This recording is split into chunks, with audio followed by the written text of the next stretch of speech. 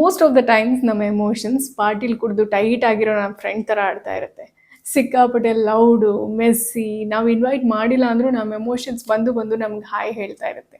ಎಷ್ಟೇ ಸರಿ ಪಾಸಿಟಿವ್ ಆಗಿ ಯೋಚನೆ ಮಾಡೋದಕ್ಕೆ ಟ್ರೈ ಮಾಡಿದ್ರು, ಕಾಮ್ ಆಗಿರೋದಕ್ಕೆ ಟ್ರೈ ಮಾಡಿದ್ರು ನಮ್ಮ ಎಮೋಷನ್ಸ್ ನಮ್ಮ ಮಾತೇ ಕೇಳ್ತಾ ಇರಲ್ಲ.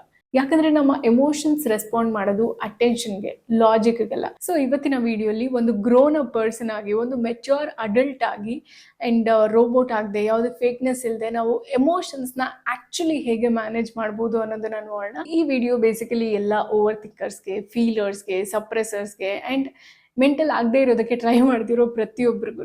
You are not too emotional. ಮೊದಲನೇ ಟ್ರೂತ್ ಅಂತ ಅಂದರೆ ನಾವು ನಮ್ಮ ಎಮೋಷನ್ಸ್ನ, ಫೀಲಿಂಗ್ಸ್ನ ಸಪ್ರೆಸ್ ಮಾಡುವಂತಹ ಅವಶ್ಯಕತೆ ಇಲ್ಲ. ಪ್ರಾಸೆಸ್ ಮಾಡ್ಕೋಬೇಕು ನಮ್ಮ ಎಮೋಷನ್ಸ್ ಏನು ಅಂತ. ನಿಮ್ಮ ಎಮೋಷನ್ಸ್ನ ಇನ್ಬಾಕ್ಸಿಗೆ ಬರುವಂತಹ ಇಮೇಲ್ಸ್ ರೀತಿ ನೋಡಿ, ಅದನ್ನ ಇಗ್ನೋರ್ ಮಾಡಿದಷ್ಟು ಒಂದಾದ್ಮೇಲೆ ಒಂದು ಪೈಲಪ್ ಆಗ್ತಾನೆ ಹೋಗುತ್ತೆ. ಸೊ ಬೇಸಿಕಲಿ ನಿಮ್ಮ ಎಮೋಷನ್ಸ್ ಒಂದು ಡೇಟಾ ಥರ, ಒಂದು ಗೋಲ್ಡ್ ಮೈನ್. ಅದು ಪ್ರತಿ ಸರಿನೂ ನಿಮ್ಗೇನೋ ಹೇಳೋದಕ್ಕೆ ಟ್ರೈ ಮಾಡ್ತಾ ಇರುತ್ತೆ.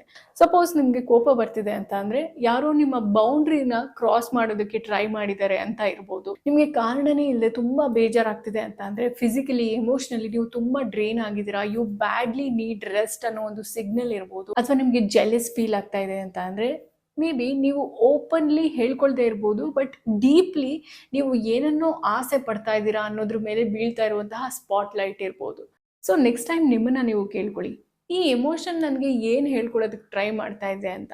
ಸೊ ಬೇಸಿಕಲಿ ನೀವು ನಿಮ್ಮ ಫೀಲಿಂಗ್ಸ್ನ ಗುಡ್ ಆರ್ ಬ್ಯಾಡ್ ಅಂತ ಜಡ್ಜ್ ಮಾಡೋದ್ರ ಬದಲು ಇದು ನನಗೆ ಏನು ಹೇಳ್ಕೊಡೋದಕ್ಕೆ ಟ್ರೈ ಮಾಡ್ತಾ ಇದೆ, ನನಗೆ ಯಾಕೆ ಈ ರೀತಿ ಫೀಲ್ ಆಗ್ತಾ ಇದೆ ಅನ್ನೋ ಒಂದು ಅನಾಲಿಸಿಸ್ನ ನೀವು ಮಾಡೋದಕ್ಕೆ ಶುರು ಮಾಡಿದ್ರೆ you create a safe space to work with your emotions, not against your emotions. The 90 second rule ಒಂದು most powerful and practical neuroscience back tip ಏನಂದರೆ, ಎಮೋಷನ್ಸ್, ಯಾವುದೇ ಎಮೋಷನ್ ಆಗಿರ್ಬೋದು, ನಮ್ಮ ಫಿಸಿಕಲ್ ಬಾಡಿಯಲ್ಲಿ ಬರೀ 90 ಸೆಕೆಂಡ್ಸ್ ಮಾತ್ರ ಇರುತ್ತಂತೆ. ಅದಾದಮೇಲೆ ನಮ್ಮ ಮೈಂಡ್ ಆ ನಡೆದಿರುವಂತಹ ಇನ್ಸಿಡೆಂಟ್ನ ಮತ್ತೆ ಮತ್ತೆ ಲೂಪ್ ಮಾಡ್ತಾ ಮಾಡ್ತಾ ಆ ಇಮೋಷನ್ಸ್ನ ಜೀವಂತವಾಗಿಡೋದಕ್ಕೆ ಟ್ರೈ ಮಾಡುತ್ತೆ ಅಂತ. So basically you replay the scene. ನಾನು ಅವಾಗ ಆ ರೀತಿ ಮಾತಾಡಬೇಕಾಗಿತ್ತು, ಇದು ಹೀಗೆ ನಡೆದಿರ್ಬೇಕಾಗಿತ್ತು ಅಂತ ಮೆಂಟಲ್ ಡ್ರಾಮಾ ನಡೀತಾ ಇರುತ್ತೆ. That's not emotion anymore. So ನೀವು next time emotionally job quit ಮಾಡುವಾಗ ಅಥವಾ ಕೋಪದಲ್ಲಿ ಟೆಕ್ಸ್ಟ್ ಕಳಿಸೋದಕ್ಕಿಂತ ಮುಂಚೆ pause, just pause for 90 seconds, 1.5 ನಿಮಿಷ ಪಾಸ್ ಮಾಡಿ. ಈ ಟೈಮಲ್ಲಿ ಜಸ್ಟ್ ವಾಕ್ ಮಾಡಿ, ಮೈಂಡ್ಫುಲ್ಲಿ ಬ್ರೀದ್ ಮಾಡಿ, ಆ್ಯಂಡ್ ಮೋಸ್ಟ್ ಇಂಪಾರ್ಟೆಂಟ್ಲಿ ನೀರು ಕುಡೀರಿ. ನೀರು ಕುಡಿದಾಗ ನಿಮ್ಮ ಬಾಡಿಯ ಟೆಂಪರೇಚರ್ ರೆಗ್ಯುಲೇಟ್ ಆಗುತ್ತೆ. ಈ ಒಂದು ಚಿಕ್ಕ ಅಭ್ಯಾಸ ನಿಮ್ಮನ್ನ ಎಷ್ಟೋ ರಿಲೇಷನ್ಶಿಪ್ಸ್ ಆಗಿರ್ಬೋದು, ಜಾಬ್ಸ್ ಆಗಿರ್ಬೋದು, ಅಥವಾ ಅಯೋಚೆ ನಾನು ಹೀಗೆ ಮಾತಾಡಬಾರ್ದಾಗಿತ್ತು ಅನ್ನೋ ಒಂದು ರಿಗ್ರೆಟಿಂದ ನಿಮ್ಮನ್ನ ಸೇವ್ ಮಾಡುತ್ತೆ. Label it to lessen it. ಇದು pure gold. Name it to tame it ಅಂತ. ಅಂದರೆ ತುಂಬ ಸರಿ ನಮ್ಗೆ ಏನಕ್ಕೋ ಬೇಜಾರಾಗ್ತಾ ಇರುತ್ತೆ, ಒಂಥರ ಮೂಡ್ ಔಟ್ ಆಗೋಗಿರುತ್ತೆ, ಐ ಆಮ್ ನಾಟ್ ಓಕೆ ಅಂತ ಅನ್ನಿಸ್ತಾ ಇರುತ್ತೆ. But I am not okay ಅಂತ ಅಂದರೆ ಏನರ್ಥ? ಅದರಲ್ಲಿ ಏನೋ ಒಂದು ಕ್ಲಾರಿಟಿ ಇಲ್ಲ, ಇಟ್ಸ್ ಟೂ ವೇಗ್. ನೀವು ಐ ಆಮ್ ನಾಟ್ ಓಕೆ ಯಾಕೋ ಬೇಜಾರಾಗ್ತಿದೆ ಅಂತ ಅಂದರೆ ನಿಮ್ಮ ಬ್ರೈನ್ಗೆ ಏನು ಮಾಡಬೇಕು ಅಂತಲೇ ಅರ್ಥ ಆಗಲ್ಲ. ಅದ್ರ ಬದಲು ನಿಮ್ಗೆ ಏನಕ್ಕೆ ಬೇಜಾರಾಗ್ತಿದೆ ಅನ್ನೋದನ್ನ ಐಡೆಂಟಿಫೈ ಮಾಡಿಕೊಂಡ್ರೆ may be you'll get a clarity. Mostly ನಿಮಗೆ ಲೋನ್ಲಿ ಫೀಲ್ ಆಗ್ತಾ ಇರ್ಬೋದು, ಅಥವಾ ಯಾರೋ ಏನೋ ಹೇಳಿದ್ ನಿಮ್ಗೆ ಹರ್ಟ್ ಆಗಿರ್ಬೋದು, ಅದಾದ್ಮೇಲೆ ನೀವು ಮರ್ತೋಗಿರ್ಬೋದು, ಅಥವಾ ಇನ್ನೂ ಒಂದು ಸಟಲ್ ಕಾರಣ ಇರ್ಬೋದು. ಇನ್ಸ್ಟಾಗ್ರಾಮಲ್ಲಿ ತುಂಬ ಹೊತ್ತು ನೀವು ಸ್ಕ್ರೋಲ್ ಮಾಡ್ತಾ ನಿಮ್ಮನ್ನು ನೀವು ಅಥವಾ ನಿಮ್ಮ ಲೈಫ್ ಸ್ಟೈಲ್ನ ಇನ್ನೊಬ್ಬರ ಜೊತೆ ನಿಮ್ಮ ಕಾನ್ಷಿಯಸ್ ಇಲ್ದೇನೆ ನೀವು ಕಂಪೇರ್ ಮಾಡ್ಕೊಂಡಿರ್ಬೋದು. ಅದರಿಂದ ನಿಮಗೆ ಇನ್ಸೆಕ್ಯೂರ್ ಆರ್ ಇನ್ಫೀರಿಯರ್ ಫೀಲ್ ಆಗ್ತಾ ಇರ್ಬೋದು. ಸೊ ಮೋಸ್ಟ್ ಆಫ್ ದೆಮ್ ಇನ್ಸ್ಟಾಗ್ರಾಮ್ನ ಮೈಂಡ್ಲೆಸ್ ಆಗಿ ಗಂಟೆಗಟ್ಟಲೆ ಸ್ಕ್ರೋಲ್ ಮಾಡ್ತಾರಲ್ಲ, ಅವರ ಮೆಂಟಲ್ ಹೆಲ್ತ್ ಸಿಕ್ಕಾಪಟ್ಟೆ ಹಾಳಾಗಿರುತ್ತೆ. ಅವ್ರಿಗೆ ಗೊತ್ತಿಲ್ಲದೇನೆ ಅವರು ಇನ್ನೊಬ್ರ ಜೊತೆ ಅವ್ರನ್ನ ಕಂಪೇರ್ ಮಾಡ್ಕೋತಾ ಇರ್ತಾರೆ. ಆ್ಯಂಡ್ ಇದ್ರ ಬಗ್ಗೆ ಒಂದು ಸೆಪರೇಟ್ ವಿಡಿಯೋನೇ ಮಾಡಿದ್ದೀನಿ. ಇನ್ ಕೇಸ್ ನೀವು ನೋಡಿಲ್ಲ ಅಂತ ಅಂದರೆ ಪ್ಲೀಸ್ ಅದನ್ನ ನೋಡಿ. ಆ್ಯಂಡ್ ನಿಮ್ಮ ಇನ್ಸ್ಟಾಗ್ರಾಮ್ ಯೂಸೇಜ್ನ ಸಾಧ್ಯವಾದಷ್ಟು ಕಡಿಮೆ ಮಾಡಿ. ನೀವೊಂದು ಅರ್ಧ ಗಂಟೆ ಇನ್ಸ್ಟಾಗ್ರಾಮ್ ಸ್ಕ್ರೋಲ್ ಮಾಡೋದಕ್ಕೂ ಅರ್ಧ ಗಂಟೆ ಹೋಗಿ ಒಂದು ಗಿಡ ನೆಡೋದಕ್ಕೂ ಎಷ್ಟು ವ್ಯತ್ಯಾಸ ಇದೆ? ಯಾವುದು ನಿಮಗೆ ನೆಮ್ಮದಿ ಕೊಡುತ್ತೆ? ಸೊ ಅದಕ್ಕೆ ಆನ್ಸರ್ ನಿಮಗೆ ಗೊತ್ತಿದ್ದಾಗ ಅದಕ್ಕೆ ಬೇಕಾದಂತಹ ಆ್ಯಕ್ಷನ್ನ ನೀವೇ ತಗೊಳ್ಳಿ. ಸೊ ನಿಮಗೆ ಹೀಗೇನೋ ಬೇಜಾರಾಯಿತು, ಕಾರಣ ಗೊತ್ತಾಗ್ತಿಲ್ಲ ಅಂತ ಅಂದಾಗ ಎಲ್ಲ ಡಿಸ್ಟ್ರಾಕ್ಷನ್ನು ಸೈಡಲ್ಲಿ ಇಟ್ಬಿಟ್ಟು ಒಂದು ರೂಮಲ್ಲಿ ಸೈಲೆಂಟಾಗಿ ಕೂತ್ಕೊಳ್ಳಿ. ಏನು ಮಾಡಬೇಡಿ, ಸೈಲೆಂಟಾಗಿ ಕೂತ್ಕೊಳ್ಳಿ. ಸೊ ಏನಕ್ಕೆ ಬೇಜಾರಾಗ್ತಿದೆ ಅನ್ನೋ ಕಾರಣ ನಿಮ್ಗೆ ಆಟೋಮೆಟಿಕ್ ಆಗಿ ಸ್ವಲ್ಪ ಹೊತ್ತಲ್ಲೇ ಗೊತ್ತಾಗುತ್ತೆ. ಆ್ಯಂಡ್ ಕಾರಣ ಸಿಕ್ಕಿದಾಗ ನಿಮ್ಮ ಬ್ರೈನು ಇದಾ ಪ್ರಾಬ್ಲಮ್ಮು, ಈಗ ಏನು ಮಾಡ್ಬೋದು ಅಂತ ಯೋಚನೆ ಮಾಡುತ್ತೆ. ನೀವು ಕ್ಲಿನಿಕ್ಕಿಗೆ ಹೋಗಿ ಡಾಕ್ಟರ್ ನಂಗೆ ಹುಷಾರಿಲ್ಲ ಅಂತ ಅಂದರೆ ಡಾಕ್ಟರ್ ಏನು ಅಂತ ಟ್ರೀಟ್ಮೆಂಟ್ ಕೊಡ್ತಾರೆ.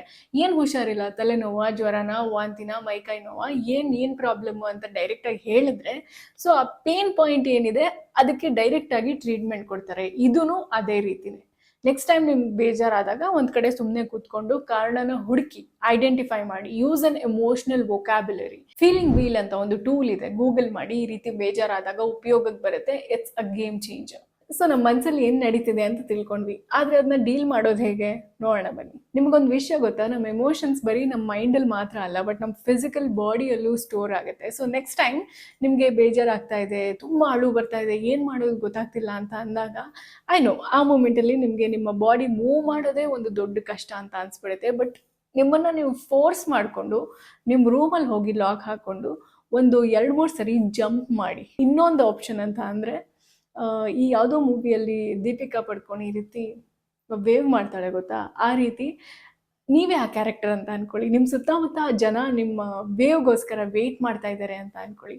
ಸೊ ಫುಲ್ಲು ಆ ಒಂದು ಫೀಲ್ಸ್ ತಗೊಂಡು ಗ್ಲಾಮರಸ್ ಆಗಿ ಅಂತ ವೇವ್ ಮಾಡಿ. ಇದಾದ್ಮೇಲೆ ನಿಮ್ಮ ಬೇಜಾರು ಎಲ್ಲಿ ಮಾಯ ಆಯಿತು ಅಂತ ನೀವೇ ಹುಡುಕ್ಬೇಕು. ಇದನ್ನ ನಾನು ಸುಮ್ಮನೆ ಹೇಳ್ತಾ ಇಲ್ಲ, ಬಟ್ ಎಕ್ಸ್ಪೆರಿಮೆಂಟ್ ಮಾಡಿ ನೋಡಿ, ವರ್ಕ್ ಆಗೇ ಆಗುತ್ತೆ.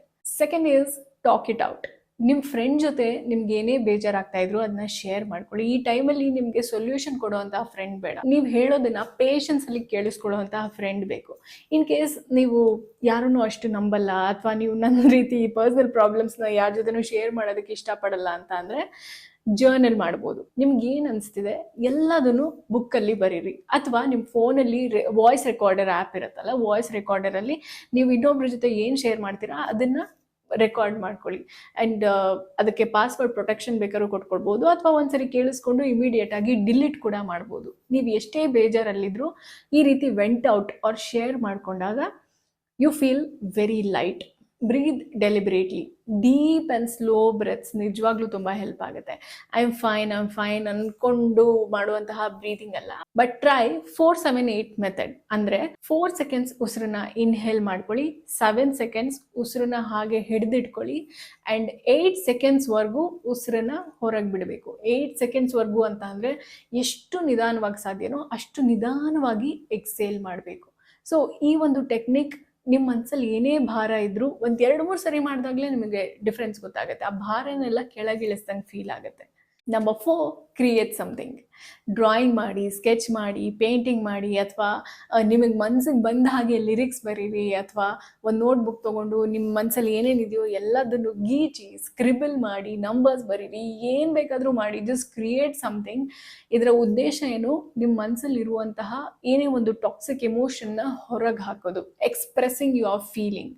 ಈಗ ನಮ್ಮ ಬಾಡಿಯಲ್ಲಿ ಒಂದು ಪಾಯ್ಸನ್ ಇದೆ ಅಂತ ಅಂದರೆ ನಮ್ಮ ಇಮ್ಮಿಡಿಯೇಟ್ ಕೆಲಸ ಏನು, ಅದನ್ನ ಹೊರಗೆ ಹಾಕೋದು. ಅದೇ ರೀತಿನೇ ನಮಗೆ ಬೇಡದೇ ಇರುವಂತಹ ನೆಗೆಟಿವ್ ಎಮೋಷನ್ಸ್ ಟಾಕ್ಸಿಕ್ ಎಮೋಷನ್ನ ಇಮ್ಮಿಡಿಯೇಟ್ ಆಗಿ ಹೊರಗೆ ಹಾಕೋದೊಂದೇ ನಮ್ಮ ಉದ್ದೇಶ ಆಗಿರಬೇಕು.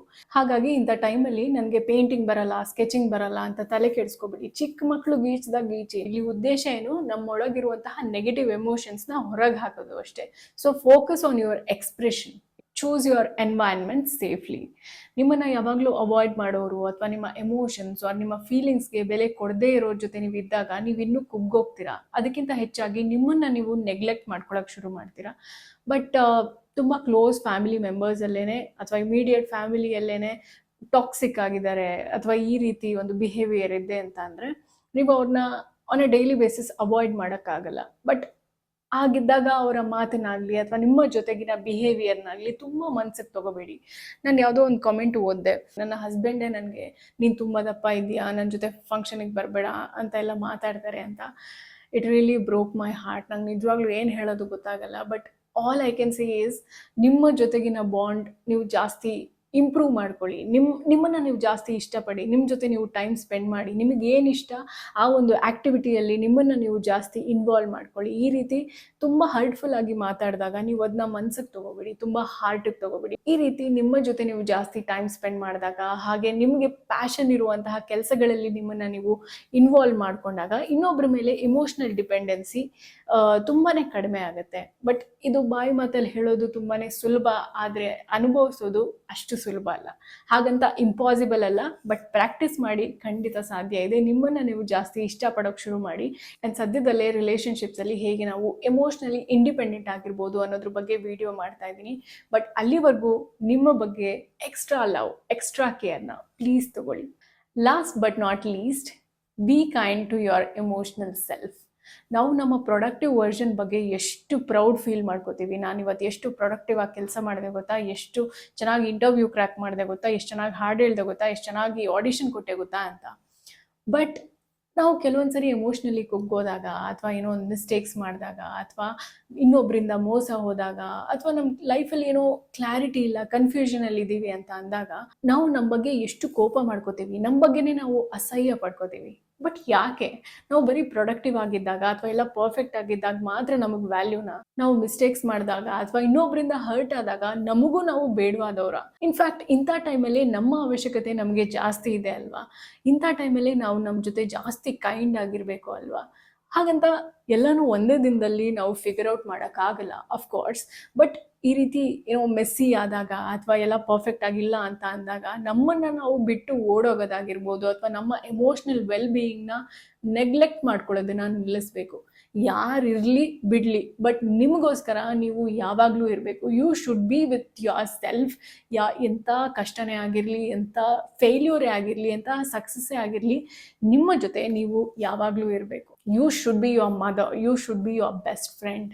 ಆ್ಯಂಡ್ ಲಿಸನ್ ಮೈ ಫ್ರೆಂಡ್, ಎಮೋಷನ್ಸ್ನ ಮೆಚ್ಯೂರ್ ಆಗಿ ಹ್ಯಾಂಡಲ್ ಮಾಡೋದು ಅಂತ ಅಂದರೆ ಯೋಗಿ ಆಗೋದು ಅಥವಾ ಯಾವಾಗಲೂ ಚಿಲ್ ಆಗಿರೋದು, ಹ್ಯಾಪಿ ಆಗಿರೋದು ಅಂತ ಅರ್ಥ ಅಲ್ಲ. ಬಟ್ ನೀವು ಡಿವಾಸ್ಟೇಟ್ ಆಗದೆ, ಅಂದರೆ ಛಿದ್ರ ಆಗದೆ, ಎಂಥ ಟಫ್ ಎಮೋಷನ್ಸ್ನೇ ಆಗಲಿ ಫೀಲ್ ಮಾಡುವಂಥ ಒಂದು ಸ್ಟ್ರಾಂಗ್ ಮೈಂಡ್ಸೆಟ್ ಬೆಳೆಸ್ಕೊಳ್ಳೋದು ಅಂತ. It's okay to cry, it's okay to pass. But ನೀವು ಓಕೆ ಇಲ್ಲ ಅಂತ ಅಂದಾಗಲೂ ಓಕೆ ಎಲ್ಲ ಚೆನ್ನಾಗಿದೆ ಅನ್ನೋ ರೀತಿ ಪ್ರಿಟೆಂಡ್ ಮಾಡ್ಕೊಂಡಿರೋದು ನಾಟ್ ಓಕೆ. ಯಾವಾಗಲೂ ನಿಮ್ಮ ಎಮೋಷನ್ಸ್ನ ಕಂಟ್ರೋಲ್ ಮಾಡ್ತಾ ಇರೋದು ಲೈಫ್ ಅಲ್ಲ, ಬಟ್ ನಿಮ್ಮ ಎಮೋಷನ್ಸ್ನ ಅರ್ಥ ಮಾಡ್ಕೊಳ್ಳೋದು, ಎಕ್ಸ್ಪ್ರೆಸ್ ಮಾಡೋದು ಆ್ಯಂಡ್ ಸರಿ ದಾರಿಗೆ ಗೈಡ್ ಮಾಡೋದು emotional maturity. And that's power. ಈ ವಿಡಿಯೋಯಿಂದ ನಿಮ್ಗೊಂದು ನೆಮ್ಮದಿ ಸಿಕ್ಕಿದೆ ಆ್ಯಂಡ್ ಏನೋ ಒಂದು ಹೆಲ್ಪ್ ಆಗಿದೆ ಅಂತ ಅಂದರೆ ಲೈಕ್ ಮಾಡಿ, ಹಾಗೆ ನಿಮ್ಮ ಸ್ನೇಹಿತರ ಜೊತೆ ಶೇರ್ ಮಾಡಿ. ಮತ್ತೆ ಮುಂದಿನ ವಾರ ನಿಮ್ಮ ಭೇಟಿ. ನಮಸ್ಕಾರ.